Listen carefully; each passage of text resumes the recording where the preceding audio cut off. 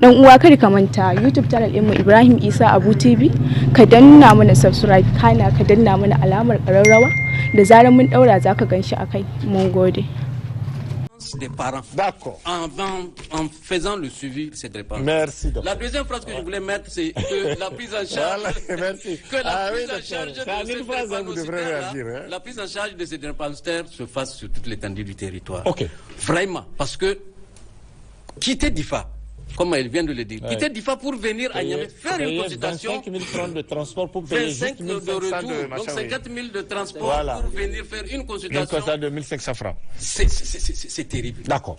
Vraiment, il va falloir que dans tous les CHR, dans tous les centres mères et enfants au Niger, surtout que dans les centres mères et enfants. Ce message, c'est destiné à vos collègues. À nos collègues, voilà, à tous les collègues qui sont là. Très bien. Dans les centres mères enfants, il y a l'électrophorèse, il y a l'appareil qui permet de faire l'électrophorèse. Très bien. Et donc, il y a les médecins. Nous les avons je vais dire, formés. Très bien. Et donc, vraiment, moi, docteur, ce cri de cœur là sera entendu. Merci. Merci, docteur. Parce que les perspectives sont de là-bas aussi. Merci, docteur. Merci. Vraiment, je crois que c'est cet aspect surtout que je voulais intervenir. Allez-y, votre message rapidement, on va finir. Nous avons parlé du CNRD de Niamey pratiquement, et il vient de le dire. Vraiment, la drépanocytose ne se limite pas ici. La drépanocytose ne se limite pas chez les gens qui savent qu'ils ont des parents porteurs de gènes. D'accord. C'est tout le pays. C'est le développement. Et ça, je crois qu'il y a une organisation de la prise en charge qui est là. Parce qu'on a formé des gens spécialement à la prise en charge des drépanocytaires. Et je crois qu'au niveau régional, il faudrait qu'on crée des unités formelles. D'accord. Et non des prises en charge dans d'autres unités. Ah, voilà. Les gens vont voir que c'est eux seuls qui gèrent. Quand c'est des unités... Ah non, qu'on crée des unités formelles dans les régions, comme à Zander par exemple, à Maradi, à Difa, ça c'est dans un premier temps. Chose qui peut s'étendre au niveau des districts sanitaires. Et ces unités, si elles existent, de la façon dont nous menons cette campagne pour sensibiliser, avec les antennes de ces associations là-bas aussi, on mènera les mêmes campagnes pour sensibiliser les gens sur la question de la prévention de certains mariages à risque. C'est très important. Et deuxièmement, maintenant, par rapport aux patients, moi je crois que la prévention de la survenue des crises, c'est important. Il faudrait que on apprenne à l'enfant drépanocytaire déjà, depuis qu'il est enfant, à boire. Ça, c'est la clé. De l'eau. C'est le secret. D'accord. L'eau, hein? Apprendre à boire abondamment. Et quand l'enfant est habitué, dès qu'il oublie sa gourde, il revient, il sort. Et là, il développe moins de crises.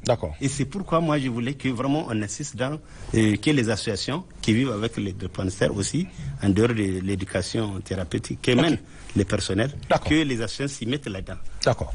Merci. Oui, Kabel Karim, on finit avec vous. Tout ça, c'est moi aussi, je veux parler sur le dépistage. Surtout le dépistage. Et il faut que les gens se dépistent avant le mariage. Surtout avant le mariage. Surtout les gens qui sont AS. Les AS, c'est eux qui nous causent beaucoup de problèmes. Parce qu'ils sont porteurs de la maladie, mais ils ne font aucun signe clinique de la maladie. Donc ils sont des personnes bien portantes. En dehors du petit paludisme ou bien les petites maladies là, la drépanocytose, aucun signe. Mais au moment de se marier, s'ils partent prendre une femme ou bien un partenaire qui a AS aussi, maintenant ils vont se retrouver avec des enfants SS. Et c'est compliqué. Et c'est parti. C'est parti. Donc maintenant, j'en appelle à l'État et aux partenaires d'aider les associations à faire cette sensibilisation. Et je suis convaincu que vous êtes prêts, on est prêts. Je suis sûr et certain que la sensibilisation peut arrêter ce fléau. Parce que le docteur vient de le souligner, chaque jour, une fille a enregistré 6 cas. 6 cas.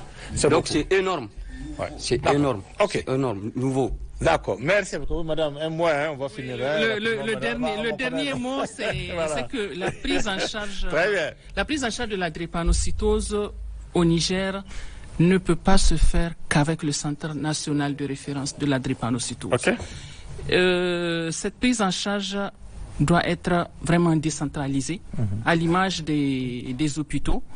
Et là, nous demandons, nous faisons un plaidoyer au niveau des autorités pour l'ouverture de centres régionaux de référence de la drépanocytose dans les régions. Au moins... Les 8 régions? Non, pas dans les 8 régions. Un centre au niveau de Tawa qui va prendre les drépanocytaires d'Agadez et Tawa. Et un centre au niveau de Zender qui va prendre l'Aksa, Maradi, Difa et puis Zender. D'accord. Voilà. Parce que là, il y a déjà une ébauche de prise en charge à Zender, mais c'est juste une unité. Nous avons besoin de centres de référence régional de la drépanocytose. Merci. Merci. Mon colonel, vraiment, mon colonel médecin, hein, c'est ça? Merci, colonel. Merci vraiment pour votre contribution à ce débat, hein, parce que vous avez donné vraiment les informations qu'il faut par rapport au centre, et on espère que votre cri de cœur sera entendu non seulement par le ministre de la Santé qui vous soutient, mais aussi par les plus hautes autorités du pays. Vraiment merci. Docteur, merci aussi pour votre contribution. Grâce à vous, on a appris aussi beaucoup de choses, hein, même si c'est que vous n'avez pas encore fini d'expliquer, mais on aura une autre occasion. On aura, non, ça, c'est que ça vous, cette question du centre, ça vous tient beaucoup à cœur. On aura l'occasion, ça sera pas sans doute le premier débat par rapport à ça, puisque vous avez une journée le 19 mai, le 19 juin prochain. On verra bien si à cette occasion on peut revenir sur certains aspects qui n'ont pas été évoqués ce soir. Merci à vous. Professeur Badé, merci aussi. Vraiment merci. Merci pour vos explications et tout ce que vous avez soutenu sur le plateau. J'espère que cette question de prise en charge, vous avez insisté, qu'elle sera en tout cas prise en compte au plus haut sommet de l'État. Voilà, tout à fait. Et Abdou Karim, merci pour votre témoignage, hein, parce que ce n'est pas toujours facile souvent de venir devant une caméra de télé dire voilà, j'ai ceci, j'ai cela, mais vraiment merci pour votre courage et tout le message que vous avez adressé en direction en tout cas des gens qui portent, qui sont malades de cette maladie, et même de vos associations qui sont en train de faire beaucoup de choses, et des parents. Vraiment merci pour vous. On va s'arrêter là en espérant se retrouver une prochaine fois sur d'autres thématiques. Merci à tous, on va s'arrêter là. Mesdames et messieurs, c'est la fin de cette émission. Merci de l'avoir suivi, et le prochain grand débat, c'est pour le jeudi prochain. Excellente soirée à tous. Au revoir. Voilà.